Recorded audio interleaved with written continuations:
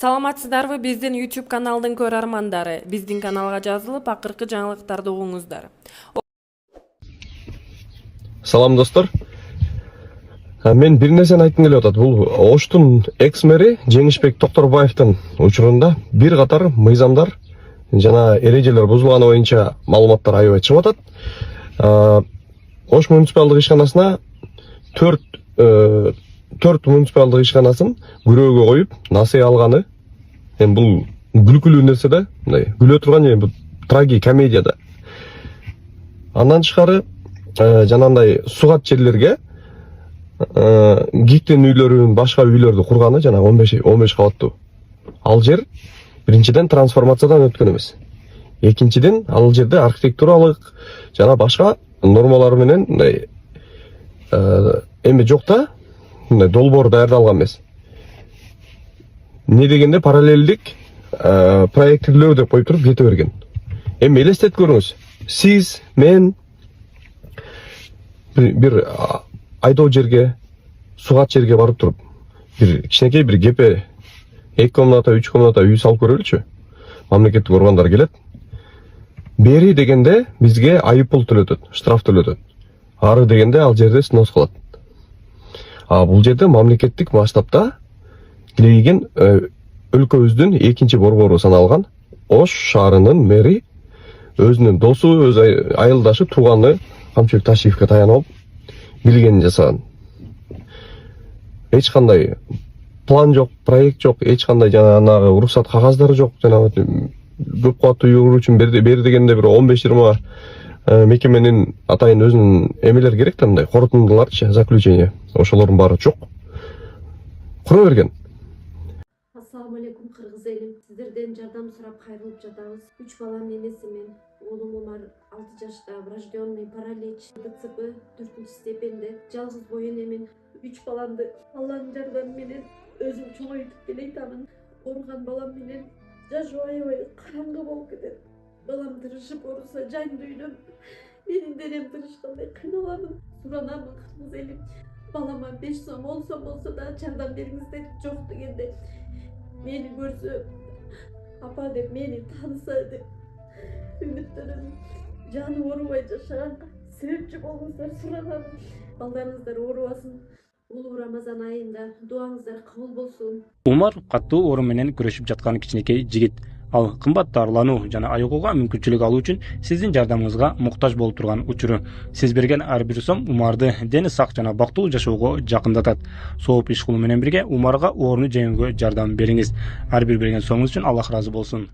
Эми ал жактагы жанагы өздөрүнүн компанияларын киргизип акча иштейм дегенде ал өзүнчө бир кеп. Эмне үчүн мынчалык жанталашкан дегенде, себеп дегенде булар өздөрүнүн компанияларын Таймураска, Шайырбекке, Токторбаевдин өзүнүн ошо курулуш компаниялары бар экен. Ошолор иш алып барыш үчүн, алардын кирпичи сатылыш үчүн, алардын бетондору бар, арматурасы бар, жана башка ишканалары бар, аяктан дагы алыш үчүн, баягы товарлар өтүш үчүн ушундай курулуштарды аябай көп курганга кызыктар болгон.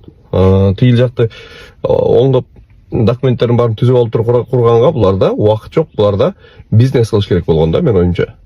Анан ушундан улам менде бир ой жаралып атат да. Буга эмне себеп болду? Мындан биз кандай жыйынтык чыгарышыбыз керек деген суроолорду бересиң да. Буга Кыргызстанда ошол өзгөчө ошо жергиликтүү эмеде муниципалдык башкарууларда өзгөчө баягы мындай тууганга таянуу, доска таянуу менен иш алып барылган. Мисалы Ош шаарында, анан Манас шаарында, Жалал Абадта көп нерсе беспредел болгон. Себеп дегенде ал жерде Камчыбек Ташиевдин калкалоосуна таяныш алып эле алар билгенин жасашкан. Негизги мыйзам боюнча бул жерде жергиликтүү кеңеш деген бар да. Жергиликтүү кеңештин жыйын өткөрүп, ар бир жасалып турган иштер, жасалып турган жана жасалайын деп аткан иштер боюнча булар мындай талкуу өткөрүп, ачык талкуу кылып, анан ошол жерден чечим кабыл алынат да. Бул жерде андай нерсе болгон эмес да. Бул жерде мэр өзүнчө эле ал жактын кожоюнундай болуп каалаган жасаган. Жергиликтүү кеңеш менен эсептешти койгон эмес, жыйында өткөргөн эмес. Ошонун айынан, бийликтин балансы бузулган айынан Ушундай ботко чалынган окуялар көп чыгып атат. Биз ошондон жыйынтык алышыбыз керек.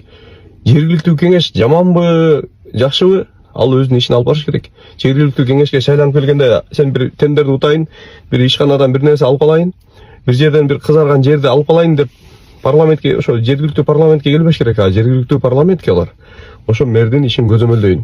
Мэрдин жанагынтип боткону чалгандары кийин кеткенден чыкпастан ошол учурунда булар токтотоюн деп келиш керек да. Андай нерсе болгон эмес да.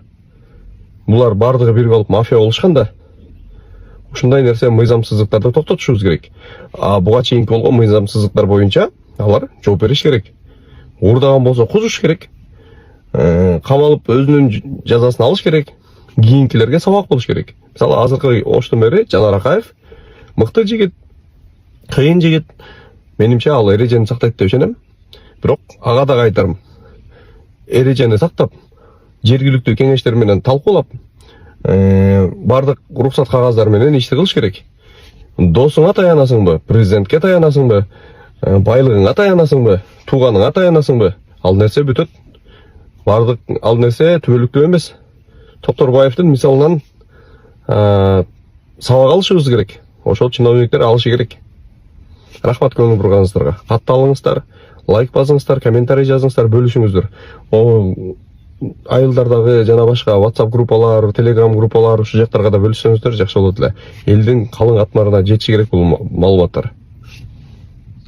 Жанат отели неге камап койду? Кызыктым да. Мен биринчи жолу угушум.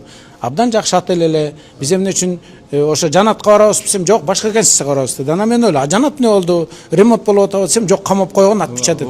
Мен шок болдум, мен ушундан атпасын деп. Анан ансыгандай сурадым, неге андай болду десем, ал дейт, якобы тергөөнүн ою боюнча тиги ОПГны финансирует. Эми бул абсурд, полный абсурд. Ал үчүн ал далилдеш керек. Эмне ошол карточкасына которуп турбу, жагандай болуп тур. Эми бул абсурд. Баягы мүлкүн тартып алыш үчүн болгон иш аракетпи деп ойлоп. Мен бир жагынан сиздин азыр бул нерселер сиздин түздөн түз милдетиңиз эмес экенин деле түшүнүп атам. Бирок экинчи жагынан алганда, да, ооба. Ошолорду айтып бир мындай азыр бизнесмендерге мындай бир укук коргоочу, бизнесмендерге мындай бир болуша турган киши издеп атабыз да. Мен ошон үчүн сизге кайрылып аткан дагы. Мен ошон үчүн мен да муну баамдап, балким мен тили угуп да калармын. Сен ишиң эмне тиги укук органдар менен алар айтышы мүмкүн. Бирок мен алар менен дагы дискуссияга барууга даярмын. Эмнеге мен жаран катары, салык төлөөчү катары, Кыргызстандын бир 7 миллион жаранын бири катары дагы угуп койгула өнүмдө. Силер эмнеге камайсыңар? Сиздин баягы сүт берип аткан уйларыңыз болуп атпайбы? Мен уйларымды камап коюп атасыңар деп. Террористти камагыла, кылмышкерди камагыла, бизнесмендерди камабагыла, алар качып кеткен жок да. Анан ушу камаса эле кусуп ийет деп алындай адатыңарды таштагыла деп мен ал сөзүмөн кайтпайм, дайыма айтам. Рахмат, ийгилик. Нуркелди кардарын кадырлайт.